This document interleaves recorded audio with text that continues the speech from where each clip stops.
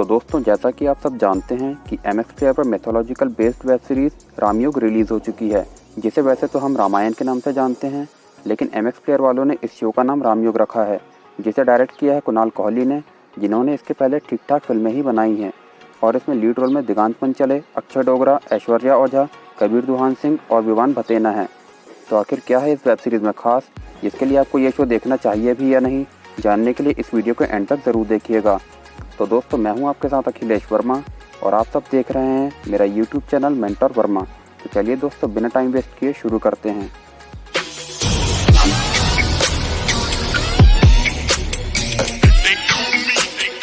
सबसे पहले बात कर लें इस शो के प्लॉट की, जिसकी स्टोरी रामायण महाकाव्य से ली गई है, जो कि लगभग हर किसी को पता ही होगा। तो बात तो साफ है कि स्टोरी में कोई चेंज होगा नहीं, लेकिन इसकी स्टोरी किस रामायण से ली गई है ये कहीं भी मेंशन नहीं किया गया है, जैसे कि वाल्मीकि रामायण या रामचरितमानस। तो कहानी तो सभी को पता ही है कि स्टोरी में शुरू से लेकर एंड तक क्या होने वाला है। तो अब बात कर लेते हैं इस शो के VFX और एनिमेशन की, जो कि इसके ट्रेलर के रिलीज़ के बाद से ही बहुत ही नॉर्मल और बेसिक क्वालिटी का लग रहा था, और शो देखने के बाद ये बात पूरी तरह से कंफर्म हो चुकी है। कहीं भी VFX और एनिमेशन में कुछ खास मेहनत नहीं की गई है। बस ऐसा लग रहा है कि कोई नॉर्मल सा TV शो है, जिसमें पुराने टाइम को दिखाने के लिए किसी तरह जोर ज़बरदस्ती का VFX डाल दिया गया हो, जिसमें सोने की लंका लंका जैसी नहीं लगती, सब काला काला सा दिखाई देता है। जंगल भी इतने खास तरीके से क्रिएट नहीं किए गए हैं, जिससे साफ पता चलता है कि सब कुछ बस ग्रीन स्क्रीन लगाकर ही पूरा काम किया गया है। और एनिमेशन भी इतना घटिया कि 90s की हॉलीवुड की फिल्मों की याद आ जाएगी। और ये बात ऑडियंस को साफ दिखाई देगी कि इस शो में पैसे बचाने के लिए किस हद तक कोशिश की गई है,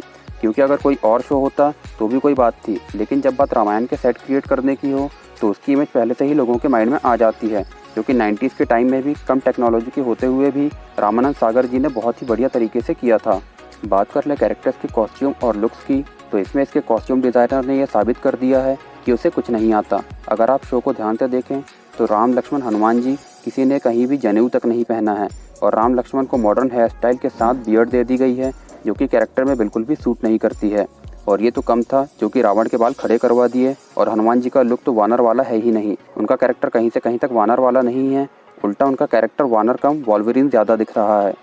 और मेकअप हेयर स्टाइल से कोई बच्चा भी बता दे कि उनके बाल नकली हैं। मतलब कैरेक्टर्स की इतनी पुअर रिप्रेजेंटेशन कि शो देखने वाला ये समझ ही ना पाए कि वो इन कैरेक्टर्स को देखकर गुस्सा करे या हंसे, क्योंकि जैसा पुराने शोज़ में देखा है और कथा कहानियों में सुना है, वैसा लुक शो में कहीं से कहीं तक नहीं दिखाई देता है, जिसमें राम राम नहीं और हनुमान हनुमान जैसे कहीं से कहीं तक नहीं लगते। बात कर लें एक्टिंग की, तो शो में किसी भी लीड एक्टर की एक्टिंग में वो बात नहीं है कि अपने कैरेक्टर में ज़रा सा भी घुस पाए। खासकर लीड एक्टर दिगांत पंचले, जिन्होंने मर्यादा पुरुषोत्तम श्री राम का कैरेक्टर प्ले किया है, उन्होंने कैरेक्टर के बिल्कुल उलट परफॉर्मेंस दी है, क्योंकि श्री राम का कैरेक्टर रियलिटी में जितना शांत स्वभाव का होता है, वो बात कहीं से कहीं तक दिखाई नहीं देती है। और यही बात हनुमान जी के कैरेक्टर में भी साफ दिखाई देती है, जिसे विवान भतेना ने प्ले किया है, जो कि मुझे तो लगता है कि बस इसीलिए कास्ट किए गए हैं क्योंकि उनकी बॉडी अच्छी है, क्योंकि इसके बाद उन्होंने पूरे शो में बेमतलब चिल्लाने के अलावा कुछ भी नहीं किया है। और फिर लक्ष्मण, सीता और रावण, कोई भी कैरेक्टर ऐसा नहीं है जिसे एक्टर्स ने सही ढंग से प्ले किया हो,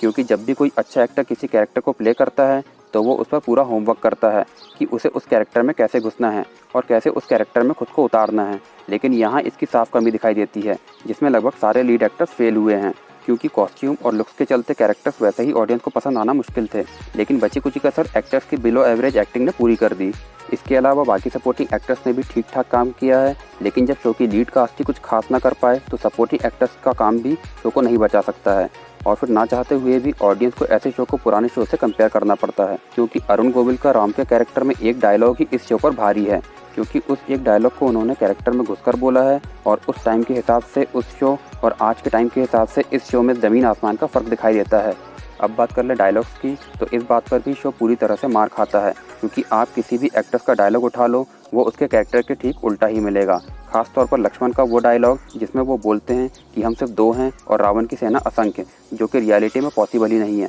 क्योंकि लक्ष्मण जी अकेले ही रावण और उसकी सेना से युद्ध करने को तैयार थे। इसके अलावा राम जी के भी कई ऐसे डायलॉग्स हैं जो कि उन्हें गुस्से में बुलवाए गए हैं, जबकि राम जी के रियल कैरेक्टर में गुस्सा कहीं से कहीं तक था ही नहीं। उनका कैरेक्टर हमेशा शांत और मीठा बोलने वाला है। लेकिन लगता है कि इस शो के मेकर्स ने इस शो के एडाप्टेशन के लिए किसी भी रियल एपिक स्टोरी जैसे वाल्मीकि रामायण या रामचरितमानस को चूज़ ना करते हुए ऐसे ही राइटर से स्क्रिप्ट लिखवा ली है और जैसे तैसे शो को जल्दी में बना दिया है।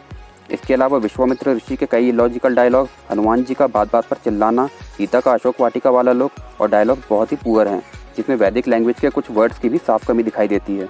बात कर लें डायरेक्शन की, तो मुझे कुणाल कोहली से पहले ही ज़्यादा उम्मीदें नहीं थी। पता नहीं MX प्लेयर वालों को क्या सूझा और रामायण जैसा प्रोजेक्ट उन्हें दे दिया गया। किसी भी सीन में वो रियलिटी क्रिएट नहीं कर पाए हैं और कैरेक्टर्स का आपस में कनेक्शन पूरी तरह से फेलियर है। इवन युद्ध का स्पॉट भी किसी गोवा के बीच जैसा चूज़ किया गया है और फाइट सीन्स में भी कुछ खास कमाल नहीं दिखाया गया है, जो कि किसी वीडियो गेम की फाइट सीन से कम नहीं लगता है। हाँ, अगर इस शो में कुछ अच्छा है तो वो कहीं कहीं BGM ही है और इसका एक सॉन्ग जिसमें अमिताभ बच्चन जी ने अपनी वॉइस दी है। इसके अलावा ये शो पूरी तरह से फेलियर है और अगर आप इस शो को देखने का प्लान बना रहे हैं तो आप अपने टाइम की वैल्यू समझो, क्योंकि मैंने भी इस शो को पूरा नहीं देखा है और 4-5 एपिसोड के बाद ही मेरे अंदर की हिम्मत जवाब दे गई और फिर मैंने YouTube पर रामानंद सागर की रामायण का एक एपिसोड देखकर अपना मूड ठीक किया। तो दोस्तों, अगर आप रामायण की स्टोरी पर बेस्ड शोज़ देखना चाहते हैं तो इस शो से कहीं बेहतर रिप्रेजेंटेशन वाले शोज़ पहले से अवेलेबल हैं, जैसे कि रामानंद सागर की रामायण या डिज्नी प्लस हॉटस्टार पर available the legend of Hanuman, या और भी कई पुरानी एनिमेटेड मास्टरपीस मूवीज़ जैसे कि Ramayana the legend of prince Rama, जो कि YouTube पर भी अवेलेबल है। आप उन्हें चूज़ कर सकते हैं। तो दोस्तों, मैंने अपनी तरफ से पूरी कोशिश की है आपको इस शो के बारे में बताने की। तो आपको मेरा ये वीडियो कैसा लगा आप मुझे कमेंट सेक्शन में बता सकते हैं और अगर आपको ये मेरी मेहनत ज़रा सी भी पसंद आई है तो मेरे इस वीडियो को लाइक और मेरे इस चैनल को सब्सक्राइब करना बिल्कुल भी मत भूलिएगा। तो मिलते हैं किसी और वीडियो में, तब तक के लिए बाय।